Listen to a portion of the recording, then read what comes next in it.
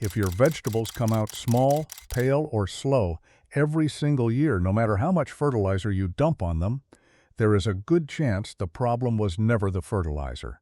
It was the soil underneath it. And there are 12 plants that can rebuild that soil for you, for free, using nothing but sunlight and time.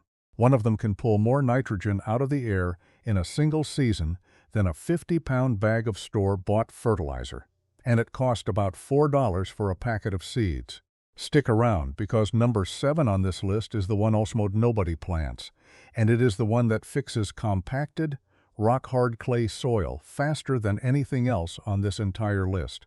Here is the thing most gardeners never get taught. Soil is not dirt. Dirt is dead. Soil is alive, and it needs 3 things to work properly. Nitrogen to feed plant growth, structure, so roots and water can move through it, and organic matter to feed the microbes that make nutrients available in the first place. You can buy all 3 of those in a bag at the garden center, or you can grow them for free using plants that do the work while you sleep. That is exactly what we are covering today. 12 plants, what each one actually fixes, how long it takes, and exactly how to use it in your own garden. Let's get into it. Number 1, crimson clover. If you only try one plant from this entire list, start here. Crimson clover is a legume, which means it partners with bacteria in the soil to pull nitrogen straight out of the air and lock it into little nodules on its roots. When you cut it down or till it in, that nitrogen releases into the soil for your next crop to use. It germinates in about a week, blankets bare soil so fast that weeds barely get a chance, and it throws up these deep red blooms that pollinators go crazy for in early spring. In cold winter zones, it dies back on its own after a hard frost, so you do not even have to pull it. You just rake off the dead growth and plant right into it. Best use case, sow it in early fall after you clear out your summer vegetables, let it grow over winter, then chop it down about 3 weeks before you plant your spring garden. Number 2, hairy vetch. This is the heavyweight of the nitrogen world. A dense stand of hairy vetch can bank over 100 pounds of nitrogen per acre, which scaled down to a home garden bed is an enormous amount of free fertility. It is a sprawling viney plant, so if you let it grow unsupported, it will mat down and create a damp hiding spot for slugs. The trick is planting it alongside cereal rye or oats so it has something to climb. The real secret with hairy vetch is timing the kill. You want to cut it right at early bloom, because that is the exact point where nitrogen content in the plant tissue peaks. Cut it too early and you leave nitrogen on the table. Cut it too late and the plant starts putting energy into seed production instead. Number 3, Austrian winter peas. These are basically the multitasker of the nitrogen-fixing world. They fix nitrogen just like clover and vetch, but the young shoots and tendrils are also edible, with a flavor almost identical to fresh snap peas. So while it is out there rebuilding your soil all winter, you can be harvesting handfuls of pea shoots for salads and stir-fries. It handles cold down into the low 20s Fahrenheit, so it is one of the best options if you are in a region with real winters and want living cover on your beds instead of bare frozen dirt. Number 4, cowpeas, also called black-eyed peas. This one is your warm season answer, because clover and vetch and winter peas all prefer cool weather. Cowpeas thrive in summer heat and even in poor sandy soil where other legumes struggle. Plant them in early summer, in any bed that is sitting empty. Let them grow for 6 to 8 weeks, and they will fix nitrogen while also sending down a root system that starts breaking up compaction. And yes, if you let a portion mature, you get an actual harvest of black-eyed peas out of it too. Number 5, sun hemp. If you have a bed that needs serious biomass fast, this is your plant. Sun hemp can grow 6 to 8 feet tall in under 2 months in warm weather. And all of that height translates into an enormous amount of organic matter you can chop and drop back onto the soil. It fixes nitrogen aggressively, and because it grows so fast and so tall, it outcompetes almost every weed species trying to establish in that same bed. The only catch, it is frost tender, so it is strictly a summer gap filler, not a winter cover crop. Number 6, fava beans. This is the cool season legume for people who want a real food harvest alongside the soil benefit. Fava beans fix a substantial amount of nitrogen, tolerate frost better than almost any other bean and produce large, meaty beans that are genuinely worth eating. Plant them in very early spring or in fall in milder climates. The deep taproot on a fava bean plant also does double duty, breaking up the first few inches of compacted soil as it grows, which sets up whatever you plant after it to root in more easily. Number 7. Daikon radish, also called tillage radish or the biodrill.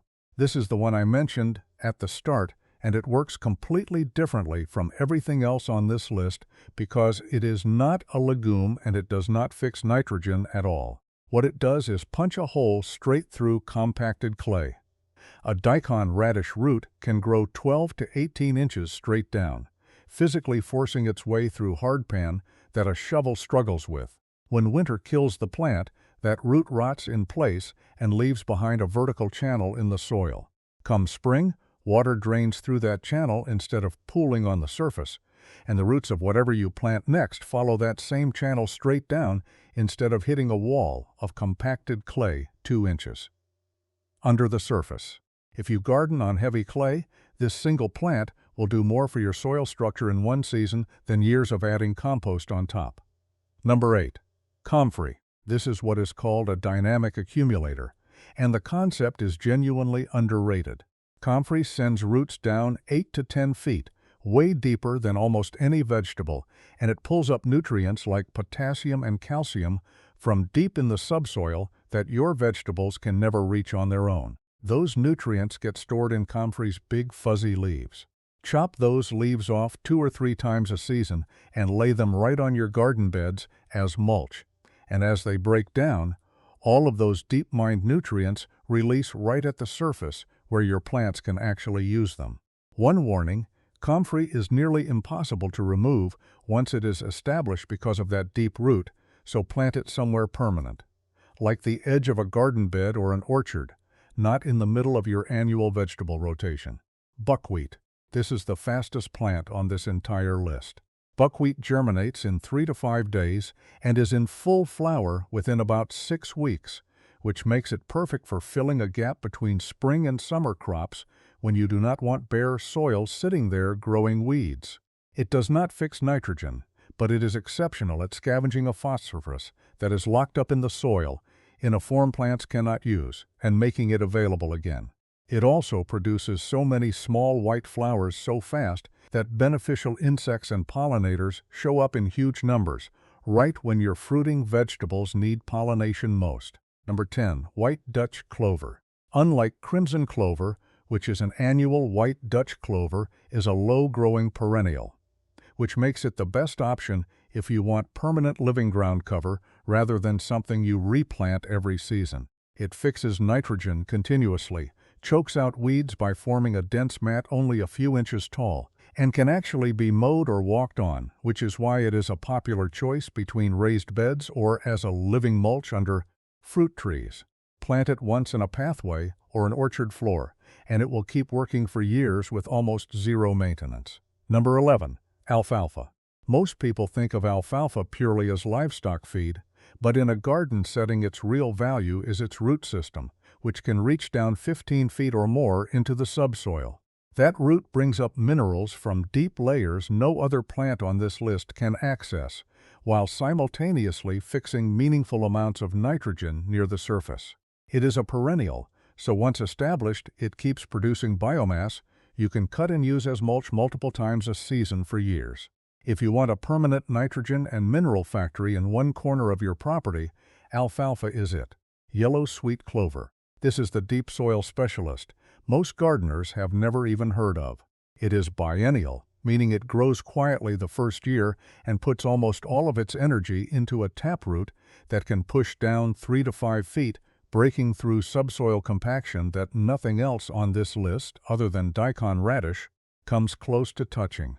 In its second year, it fixes a large amount of nitrogen and then flowers heavily, feeding pollinators before it finishes its life cycle. If your soil is compacted deep down, not just at the surface, this is the plant built specifically for that problem. So here is how you actually use this list instead of just knowing it. If your soil is fine but low on fertility, start with crimson clover or hairy vetch in the fall gap. If your soil is compacted clay, daikon radish, or yellow sweet clover for structure, not nitrogen. If you have a permanent spot you want working for years without replanting, comfrey, alfalfa, or white Dutch clover. And if you have an empty bed for even 6 weeks in summer, buckwheat or sun hemp will do more for that soil in that gap than leaving it bare ever will. None of this requires a single bag of synthetic fertilizer, and every plant on this list costs less than a coffee for enough seed to cover a full garden bed. If this saved you money on fertilizer this season, subscribe, because next week we are covering the exact opposite problem. The 5 plants that are silently draining nutrients out of your soil and how to identify them before they wreck next year's harvest. See you in the next one.